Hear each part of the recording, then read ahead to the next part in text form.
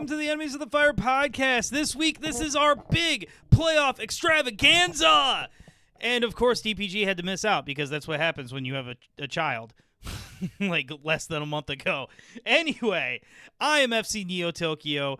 That is Serena. That is James. And, James, what game, what are we looking forward to? What is happening? Why do we have to drive to Bridgeview on Wednesday? We are going to be talking about the first round of the MLS playoffs, which is a knockout round between 9th place and 8th place. 9th place Orlando City is traveling all the way from Disneyland up to Chicago and not going to Soldier Field. They'll be veering off a little bit before then and stopping off in Bridgeview at SeatGeek Stadium on October 22nd, Wednesday, against the Chicago Fire. It's going to be awesome. Hey, how much do you want to bet? How much you want to bet that everybody still flies into O'Hare and takes a bus back down to Bridgeview instead of going to Midway? Yeah. Oh, yeah. Definitely. They're not flying Southwest. It feels I'm not very. Going to take that bet. Orlando City flying Southwest sounds amazing. I mean, yeah, they probably get a I don't know deal, what their right? budgeting looks like. Yeah. So it is a single Yeah, you just get the whole elimination game. Whoever loses can kind of just stay and hang around town, maybe go do a little sightseeing, whether that's in Chicago, maybe go to the next Bears game, hang around, or I don't know, go to somewhere else in the Midwest, hang out around here.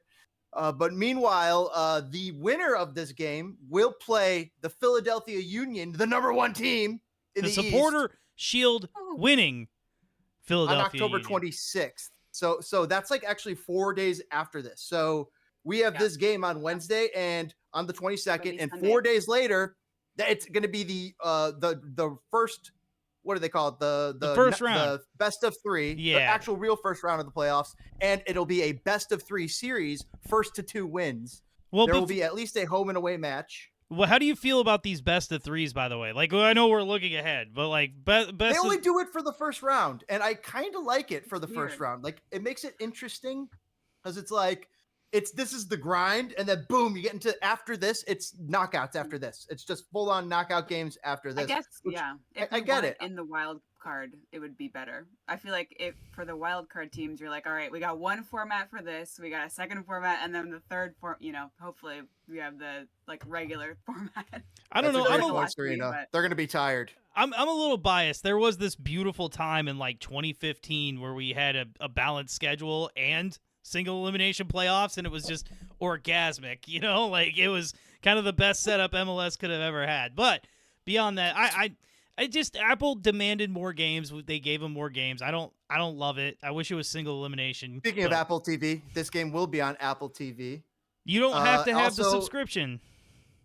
Oh, it'll be no on season pass required. No season pass required. If you have Apple TV, boom, you should be able to get it. Or just the app, it sounds like. So both teams finished squarely on 53 points, but Chicago edges out Orlando, 15 wins to 14 wins for their total records, and thus gets the home game, which, according to the betting odds, it's huge. It's ginormous. Did you guys see this? I did not. No. What is the home games? So they have Chicago at 47% to win, 29% for Orlando, and 24% for a draw, but there is no draw in these knockouts. It will be straight to penalties. Whoa, it goes straight to penalties. No extra hour out on a school night?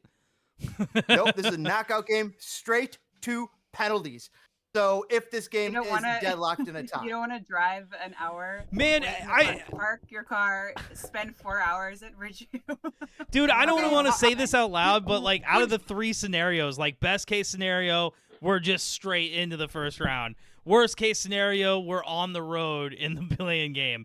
The middle scenario, which is what happened, is the thing I wanted to happen the least, which is driving to Bridgeview on a Wednesday. Cheers. Cheers, yours, by the way. Cheers to Bridgeview. And yes, cheers to Bridgeview. Match. They treated us well for a while. But you were it sounded like you were getting a little unhappy about the prospect of spending 4 hours with Hugo Kuipers or Philip Zinkernagel. Like, even Brian Gutierrez would be maybe a fun 4-hour hang. So Jonathan Bamba. These are some of the key players for the Chicago Fire. No, I'm what do you not think kicking these guys Sam have Rogers brought? out of bed. Come on, man. Like, nah, it would be great to yeah. No, Well, what do you think those guys have brought to the team this year? Kuipers, Zinkernagel, Gutierrez, and Bamba. Of course, Zinkernagel what and Zink- Bamba are newcomers, and Kuipers and Guti have been here for a little bit. Yeah, I mean, we know. I think we all know what Zink has brought to the table this year. He's been our. I mean, I don't know if this is true, but I feel like he's been our most consistent guy who makes things happen, scoring wise, assist wise. Even just, I mean, I was at the game at Gillette Stadium in New England. Obviously, not the greatest outcome, and it was a little bit disappointing. But the last minute fight back was exciting, and also just I feel like we all felt the few Fire supporters that were there. We all felt like if Zink was on there was still hope, and he proved that was right. He had a great goal, honestly. So obviously he brought a lot to the team. Kuipers, I feel like, has been a little bit quieter this year, maybe because he's had some more. I mean, last year, no offense, he had no offense to anybody else, but he just didn't have a lot of support for him. So I think he kind of had to do it all, and he kind of had to be the only guy. So it's interesting though. Kuipers with 25 total points, 17 goals, 8 assists. 17, and then dude. Zink, That's amazing because last year, I don't know if you guys remember, but he hit 10, and I think his wife either gave birth or something happened, so they kind of gave him the last 6 games off of the season. And he really showed that's how crazy good Zinkernagel has been. It made a 17-goal season out of a Chicago Fire striker. True. plus look 8 like assists. not great. So yeah, that's actually amazing. And then Zink himself, he's not put up great. 30 points. Yeah. With 15 and 15. Yeah. Zink is to your point, Kuipers is great. I think he's kind of underrated in his own team a little bit, but I do just think in terms of perception and in terms of who our star and Kuipers, I think he's in his position, he can only do so much to actually get the entire team going. He has 8 assists, and that's great for what he's doing, but I do feel like Zink is just kind of lighting the fire, not to be too punny. He's like this team's Mo Salah in a way. I mean, you don't want this guy to leave. The third highest scorer on the team has half of his points, and I'm talking about another stud of a player who's really come into his own during the season. There's always been questions about him. He's a homegrown from Chicago, from the burbs. I'm talking about Brian Gutierrez. He had 9 goals, 6 assists this season. Is that enough for you? I know I will play I actually believe Guti has had a very good season, but I will play the DPG role right now. Is that enough out of our central attacking midfielder? He was playing different positions throughout the year. Sometimes he was doing a little box-to-box stuff. Sometimes he was doing a little winger stuff. Sometimes he was doing cam stuff. He was asked to do quite a few things, mostly in kind of the attacking area, certainly. But he produced half as well as Zink, but Zink's is all that's Mo Salah. And then even on a team as good as Mo Salah, there's the Andrew Robertsons, who are still, quite good and helping out and pitching in. And so that's where Guti is. He's one of your second, third stars. You need your first tier stars, your second tier stars, and your third tier stars. Is Brian in that third tier, second tier, which is above the above average players, right? Yeah. And I feel like, also to note, I feel like I don't have the number off the top of my head, but however many games he hasn't started. So all those numbers are coming from being subbed, or knowing that a third or a fourth of the season, it was from him just being subbed on at the 60th minute. How about that? He wasn't even a full-on starter for most of the season. No, not for a big chunk. Third highest score. Well, he's actually tied for third highest points getter, to be frank, because it's Jonathan Bamba, Choke's favorite player, I would say, on the team. 8 goals, 7 assists. Absolutely dynamic left winger for the Chicago Fire. Been opening up things for them and doing a lot of work. I think that allows Zinkernagel to operate. Now, Serena, our dribbler. I think Bamba could have had at least Zink's 5 more goals, by the way, this season. Yeah. Oh yeah. How many times that Bamba, we've covered this many times, I feel like, on other episodes, but just the amount of times he's had goals from open play that are didn't have goals, but had shots from open play that should have gone in. But I will say, I think he's gotten better at that. I feel like that was happening a lot at the beginning of the season, and he did kind of curtailed, and he didn't do that. I mean, Brian still does that, and I feel like that's, in my opinion, what kind of makes Brian sometimes feel a little bit inexperienced. And there's like a nervousness that comes with Brian, where sometimes I feel like you see him, he has a great run and a great, gets close up and he has a good shot and he thinks there might be somebody open and he doesn't always look and see what's around him, and he kind of just takes that shot and it doesn't always go well. Sometimes it does. But I feel like that Bamba, I think, has matured a little bit more in that throughout the season. He's done that less. That's an interesting point, though, that maybe Guti has been a bit more risk-taking, and maybe Bamba, for all that he was built for, we thought he would be maybe more risk-taking, too, with some of his risk, but he seems more risk-averse. He does. Probably for a good reason. Yeah, right. Well, like, to Serena's point, when was the last time he did miss a complete, one-on-one with a keeper? He's put in some decent goals, and he's been, like, for me personally, like, I guess we're kind of broaching the topic, but, like, I think Zinkernagel has had a best 11 season, and he's not going to get the credit because you have Dreyer and Messi in that same position, and Messi's going to win the MVP. And then beyond that, I think Kuipers with 17 goals, like, he could have had more. He had a few misses this year, so it's like, I'm really happy with it. Like, all four of these players in this conversation, I'm extremely happy with their seasons. I don't think we could have possibly asked more. I think it's always been the issue has always been the defense, and really, I guess, the center of the park as well, despite how much we all love Sergio Orel. But how about the fact that we haven't had to rely on the guy who makes the really nice candles? Really, that's kind of wild. I'm also thinking about, we were talking about risk. Well, hold on, James. Before you jump. Yeah. How crazy is this? We went into last season thinking we had our captain, our stalwart, our basically the face of the franchise, and not only did we sign Kouame and Franco and everybody and Avila in the center of the park, but he already was behind Orahel and Mauricio Pineda. So, like, Kellen Acosta's, like, just, I mean, he's put in performances when asked, but, like, the fact that he's been a non-factor on this team, like, it blows my mind to where we were when he signed. Like, Serena. I will say this, though. Go ahead. He started the fire. I feel like he did help instigate a bit of this, though. That goal from center of the pitch, that started something that I think has created this wave that has led to Greg Berhalter, where I'm not so sure if he doesn't score that goal, maybe we don't end up with Greg Berhalter. That might be the coolest thing I ever saw happen live at a sporting event, to be perfectly honest with you. I missed that game and I regret it every day. Your question, Toke? Well, no, I was asking, like, was Serena, when Kellen Acosta came to this team, am I wrong, or were you did you have the opinion like he was older and you weren't excited about it?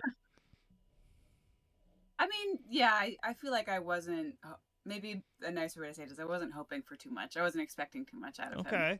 I feel like sometimes players like that who have a lot of experience in a lot of different formats of competition and are a little bit older are brought on for more like just for having experience and maybe leading the dressing room and kind of helping out in training and being that person for the team.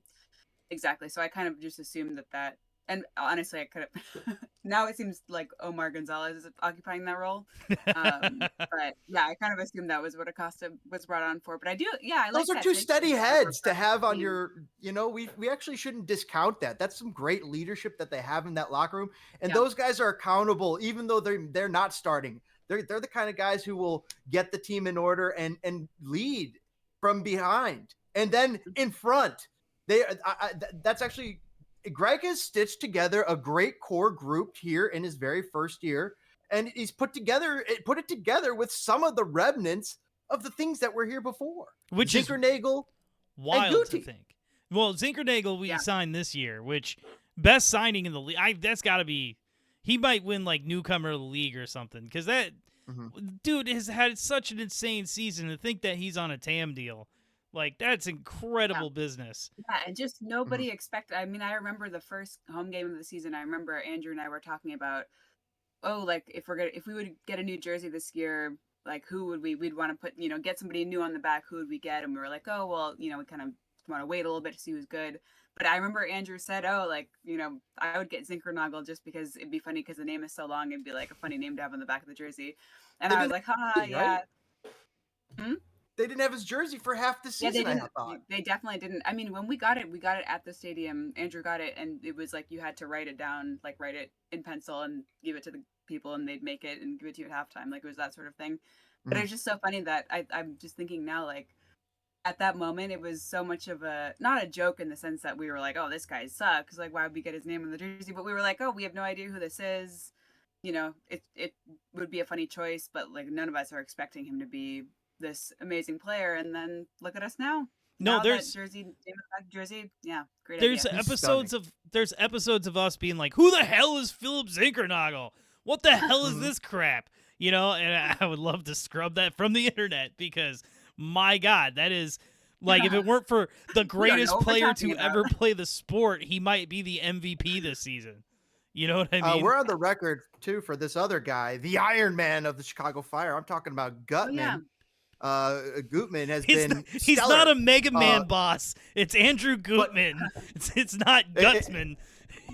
So when I was speaking about risk averse players, Gutman is one of the more risk taking players on the team.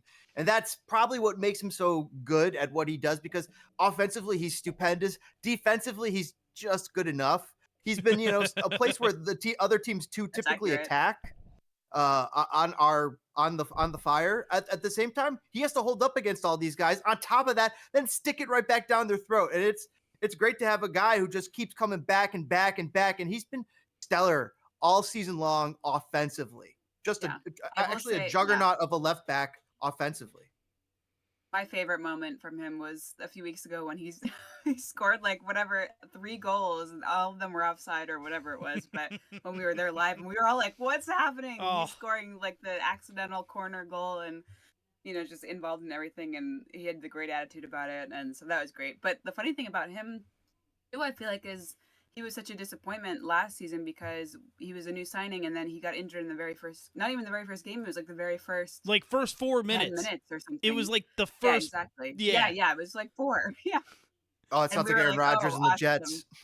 It literally was just like that. I mean, it was. And then he came back and was injured again, like instantly. So like all last season was a total it wasn't like he was a disappointment, but the signing overall was. Yeah, a disappointment. Exactly. You feel like it's a waste of a spot. And then for him to come back and be the guy who plays every single game and has the most minutes recorded and he's the most consistent is pretty impressive. And yeah, kudos to him. I mean, to think that we didn't have to think about left back. Because, I mean, look at right back. Look at all the injuries. We had Glasgow over there. We had, Barroso as much as he's been able to play. So to not worry about left back, which is kind of a big spot in Major League Soccer. I mean, I guess it's a big spot everywhere, but Major League Soccer teams are finally playing well like that, but still that's amazing. Now, also we need to clap for the unsung hero, the right back, Jonathan Dean. He has been so good. He was really, especially live at the game this past weekend. He was so good. I used to feel like Jonathan Dean, we were like the religion around Jonathan. He was capable. Oh, man, dude, and he looked like he would. I'm coming around. I thought he was capable. I do. Oh, go ahead. I've been interrupting you. So I have 2 last players to highlight before we quickly cover the Orlando side of things, and then we'll move on to a little bit of the coach discussion and an X factor and the predictions. But first off. I want to know who you guys thought was the most important center back defender this season. Old hat trick Jack Elliott, man. I mean, let's be honest. Center back has been a problem all season. But the best of a bad bunch has been Jack Elliott. I mean, Sam Rogers is continually he's Andrew Gutman this year. He'll play 5 minutes, get hurt for 6 weeks, and play 5 minutes and get hurt for 6 weeks. But Yeah. you know, Omar is like he's great locker room guy. You got hurt. You didn't say Gutman got hurt, right? No. For that was like last season. It was like last year, Gutman's last season. Now, yeah, Gonzalez, man, I got to be honest. There is a lot of good we just talked about that Omar brings you. But, like, even that guy has to produce slightly more / better than he did. He, like, single-handedly completely kicked us out of the U.S. Open Cup. You know, he has... Don't talk to me about it.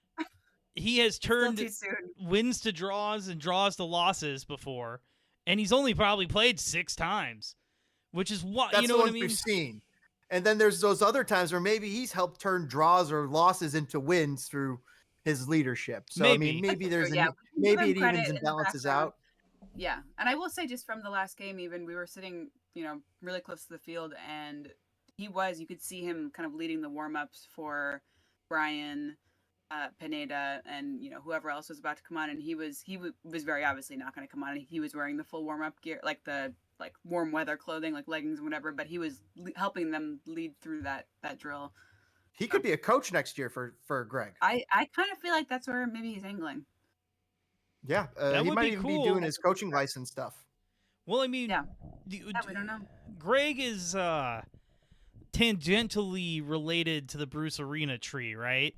And you got to think, this guy, Omar, has played for Bob Bradley. He's played for Greg Berhalter. He's played for Bruce Arena. You know what I mean? He's kind of one of the boys at this point. Yeah. So speaking of things possibly better to learn in England, like your soccer coaching license, of course, it's cheaper and typically better, by the way. And but speaking of things that might be learning things better in England or in Europe soon, possibly Chris Brady. I hope not. I hope he's not exported, but it's certainly possible because he is number 3 keeper on the U.S. men's national team at this moment. And he's one of the special goalkeepers in MLS, and he's all of 21 years old. Is he even 21? Yeah, he was on the under 22. Yeah. That's I really hope. Yeah, I hope he doesn't. I just feel like for both his career and for us, I hope he doesn't. Yeah, unless he's going to be a starting keeper in like a good team in England. Like, I don't think he should. Championship. Maybe Wrexham says, "Hey, come on over. Come on over, Brady.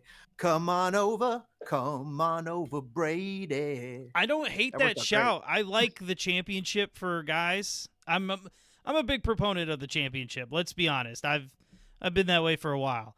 But dude, Chris Brady's agent being terrible is our gain, man. As long as that kid plays for us, I will be happy. If he doesn't, let's just put it this way: we are on borrowed time.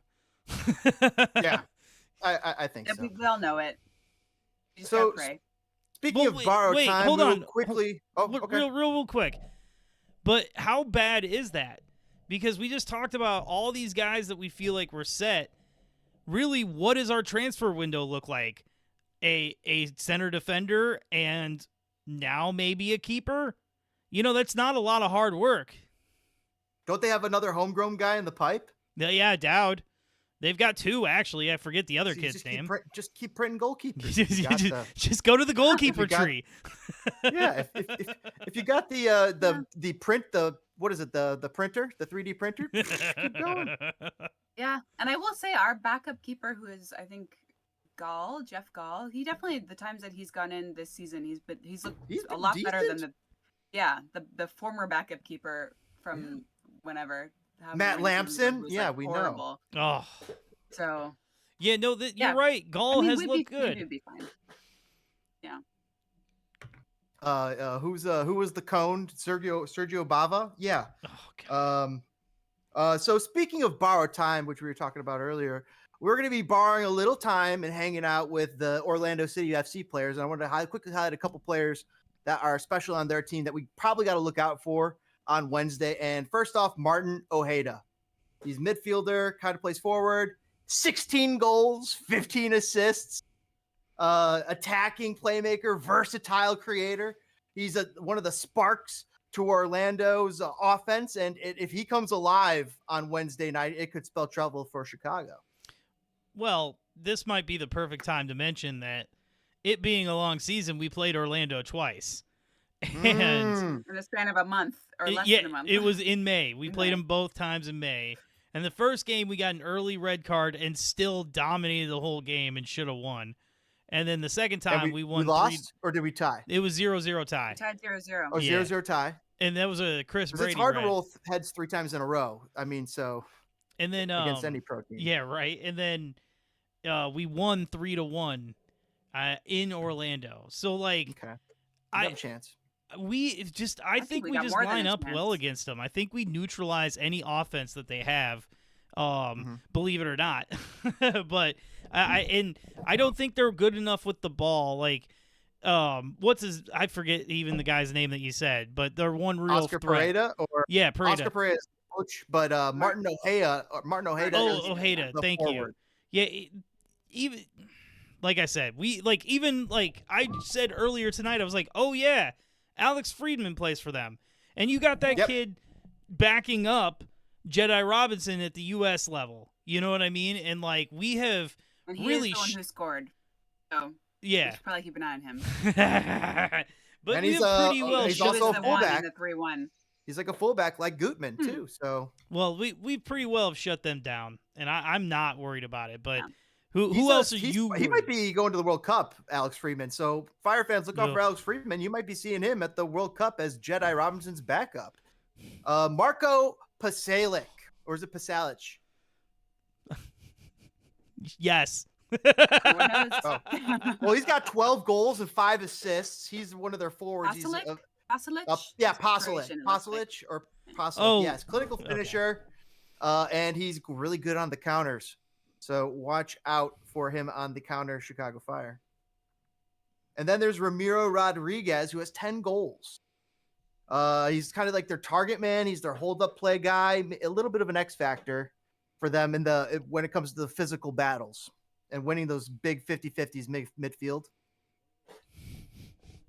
And those are the players we're going to highlight. Ramiro Rodriguez, Alex Freeman, Marco Pasalic, and Martin Ojeda. And then there's the managers. You got Greg Berhalter, who is in his very first season with the Chicago Fire. And here he is at 8th place, making the playoffs. How about them apples? We were worried. I was very worried. One more thing before we get into coaches. One more thing that's interesting that I'm just seeing now. I'm going to discount the 0-0 because of the early red card. I feel like it does just really drastically change the landscape of the game. So maybe less can be inferred from that. But the latest game, what's actually interesting, I didn't realize. I don't remember. I guess this was, you said it was in Orlando, so we weren't there. But the momentum of the game, it looks like these stats have the momentum was almost fully on Orlando's side. They had much more possession, and they had more expected goals than we did. They had 1.65 expected goals, and we had 1.14, and we ended up winning 3-1. So it does make you wonder, Well, is that them chasing really great Vipers game? Is that them chasing the game, or is that because I tended to remember that Orlando City is giving us 0 to worry about. Like even the game that was 0-0, we were in the crowd just saying like, what the hell? Come on. It's like time, Yeah. I remember that too. It does look like the momentum was pretty solidly like the entire game, at least again, as according to these stats, it looked like it was solidly on their side for most of the game, which is just, interesting. I wonder, looks like their goalkeeper had a bad game. Hugo had a really great game for us. So we just kind of got to hope that he can turn that on again. And I'm sure he will. And I think we've all said, I don't expect any problems, but just an interesting note. I think we did a good job shutting them down that game, and we just do it again. Well, the playoffs are a different animal.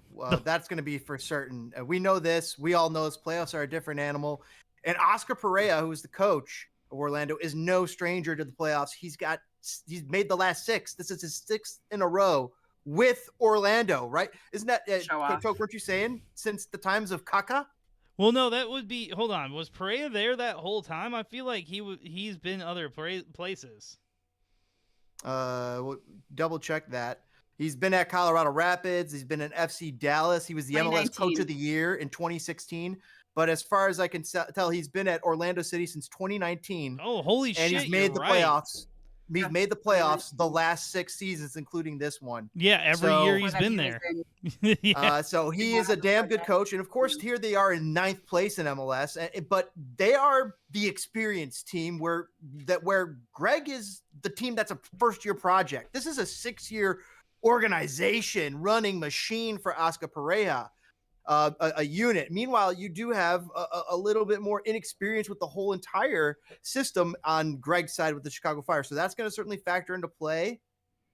But I mean, and also, as you also mentioned, Sarita, that it's interesting that when they last played, Orlando had the majority of the possession. Orlando had the majority of the chances. Where Greg Berhalter this year, his bread and butter is possession-based buildup. Out of the back specifically. Well, speaking of, we had a bad moment this weekend doing that, which is unnerving. You know, during transition or all over again? No, the very first. Yeah, it was like the first minute of the game. Goal. Yeah, the Brady passed it to Avila, who took a heavy touch, and I mean both of them. I don't know what either of them was thinking. Like Brady, I'm like, you can see that somebody's running up behind Davila, maybe just don't pass it to him. And then also Davila, I'm like, maybe you don't turn your entire back to the rest of the team, and maybe you can have some sort of like spidey sense that there might be somebody right behind you. It was really like the first game all over again. The Fire are the statistically worst team in the playoffs as for goal for defense. They're the worst team in the playoffs for defense and goals allowed. Oh, this season, like. Of MLS, season. Yeah. However, I thought you meant in our playoff history. I was like, no, in this year's playoffs of 2025, of all the playoff teams, they have the worst defensive record. However, that comes with a little caveat that they're the second highest scoring attack in the East, 68 goals. Which is, listen, right. that's where this is like a game where we could win 3-0 walking away, or we could give up an 89th minute goal to Duncan McGuire and go home. Like that, right. Like that's where the X factor is. I have a lot of confidence going into this game, and I know that we're inexperienced.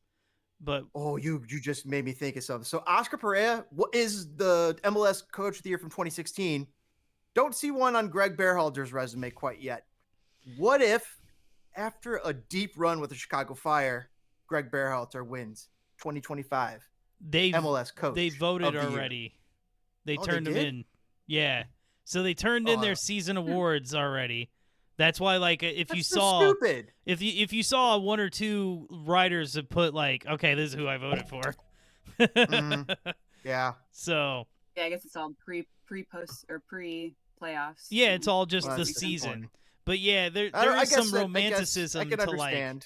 There's some romanticism to like a goalie getting hot in the playoffs, or somebody scoring 5 goals in 3 games in the playoffs. But like, you know, like, I don't know. It's the best season, man. Like, why did we play those 34 games then? Right? Yeah, it's true. So Orlando City was founded in 2010, 15 years ago. Ugh. They were in USL Pro. They were in USL Pro. They've won 3 Commissioners Cups. They have 2 titles. It says. I don't know where those titles came from. I don't think it was MLS. I think they won the MLS Cup. No. Did they win 2015? No, they didn't make the playoffs in 2015 to 2019, and then ever since 2015 to 19, they've made the playoffs. Orlando. Yeah, Orlando won. Wait, have they won an Open Cup? I do remember. They won 2022 Open Cup. Open Cup. You know what this is? They won when they were in USL. They won that. But they won like 3 in a row, right? Because that was like in USL. They had Dom Dreyer on loan from Kansas City, Dom Dreyer, before he popped off. Shit, I think he wasn't even married to Sidney LaRue yet, and that he was loaned out to Orlando City. and he was kind of the face of their franchise. That's why like when they moved to MLS, they bought him from Kansas City, and then they got Kaká, and that was the whole big to do. Wild. They're owned by the Wilf family, who also owns the Vikings and the Orlando Pride, the women's team. But they own Orlando City and Orlando Pride and the Minnesota Vikings, the Wilfs. That's weird. Interesting. It is a little It is weird. weird. But maybe they're Like a summer, snowbirds, right? summer hobby for them. Maybe they're Exactly. snowbirds. This is the kind of hard hitting stuff you get out of this. So- what did I call it? Playoff extravaganza. So on the other side, though, first off, real quick, the Orlando plays like a 4-4-2, 4-2-4, apparently very compact. Their defensive tendencies are to do a highline type of press. And so they're always trying to regain the possession really fast up early. Strengths are in the organization and their starter. They have a top 5 home record in MLS. Their attacking relies on their midfield creators like Ojeda. And that's kind of what we're looking at. Their weaknesses are that they've been in a slump. They're winless in their last 4 games, poor Awesome. away goal differential, and they're playing away once again in Chicago, well, in Bridgeview, and they get hurt by pace. Okay. So we got some pacey guys on our team. I feel like we can make that work, and maybe that's what we did in the past. Well, they're sinking they sunk like a stone, right? They were a little bit higher up there, but like to your point, they like to press, but if we don't make any of those mistakes, we can break a press pretty well. Avila's pretty gosh darn good at turning with the ball. Gutman is usually on the front foot, so we can usually break a press pretty well, and then then we score in 60 something goals this season. That's why we're dangerous. And we've been dangerous since we were first founded. Chicago Fire, founded in 1997, and they were red hot. They were burning, and of course won the MLS Cup that year, 1998. Haven't touched it since. Also been kind of stinky since 2006. That was the last trophy. It was a supporter shield. No, hold on. That's erasure. That 2008 and that 2009 team were super strong. They lost in the conference finals. Post 2010 decline has included no playoffs since 2019, at least 2018 or 2019 when. So we're the exact reverse of Orlando. 2023. How many wooden spoons have I had in the last decade? I think it's 2 or 3. 3, which is the last place in all of MLS. The most recent was in 2023. Last year, 2 years ago, Klopa's time. 2025 revival. 2023-2024 season. Was it not last season? Not last season. The season before. Season before. Was it? Or were we last season? We weren't the worst in the league last season. Like Montreal was worse than us. Conference. Well, we were. Okay, that's right. We were the worst in the East. Yeah, you're right. That's what it was. Worst of the East. And the Fire. Okay, we weren't the worst.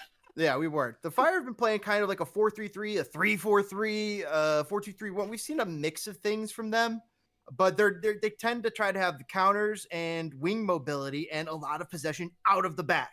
Well, hold on, they're James. great. You bring this up, then this is the perfect time. What's our start? What do we think the starting lineup's gonna be? I would say. I mean, how healthy is Rodgers? Because let's be honest here. I bet we go 3 in the back. I bet it's a 3-4. Wait. Yeah. I can't do math right now. Yeah. Those edibles are He kicking came in. off early. He came off early last game, which could either be to help rest him for this next game or because he was feeling an injury. So. I mean, if he needs to rest significantly for this next game, then there's a game 4 days later after that. So like they got to figure things out. You got to win this game. You could lose that next one easy. I do think the 3-4-3 is probably the most likely play. Like Kuiper's kind of playing the main man in the middle, and then Gutman and Dean playing like those wingback type of role. And then you got Bamba and Zinkernagel to kind of go free in between. I don't know where Goody fits in. Maybe he's a super sub. I don't think he does fit in. Yeah, super sub. Mm-hmm. Because if you're going to do that, then no wait. Kwame. Yeah, Kwame is definitely going to start. Or no Kwame, did you say? He's hurt. You think? I mean, I hope he doesn't. I think he was a weak link in the last game. Maybe that's unfair. Maybe it's just, being there live, it just looked like that. But I don't know. I feel think like we he's were- not an Jay Davila? inconsistent starter. Is Jay Yeah, Davila a Avila, He'll lock? start, yeah. Avila will 100%. start for sure. But I think we were spoiled those like 2 games where Avila and Franco looked like, you know, Iniesta and Ah, Javi. Hey, miss him gotta say this already. for Davila. He's settled in nicely after a rocky first game. First And then after couple. that, kind of settled in. Yeah. He's been doing really Yeah. well. It was unfortunate that he led to that goal, that first minute goal in the last game. But I mean, after that, he played, well and fine. And I hope he starts. Agreed. I do miss Franco. So you probably had Elliott and Waterman in there because Waterman's been very involved. Waterman's I been keep great. forgetting Yeah, about he was, Waterman. He was Yeah. great. Yeah, he's been a great sign. I mean, just a great kind of sneaky under the radar signing there for us. And then of course Chris Brady. You're locked. Glad he's back from U.S. duty. You said duty. Anyway.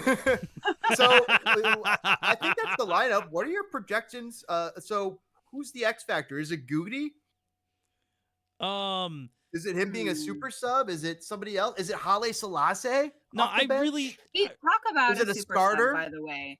Zinc? Haile Selassie, I feel like every time he comes in, whether or not he's actually scoring, he like something about him coming on like helps a team gel. Like I feel like I've said this before, but he just props to him. I hope he comes on as a sub pretty early if needed and kind of because it all feels like it kind of starts working, like the cogs start working better when he's on.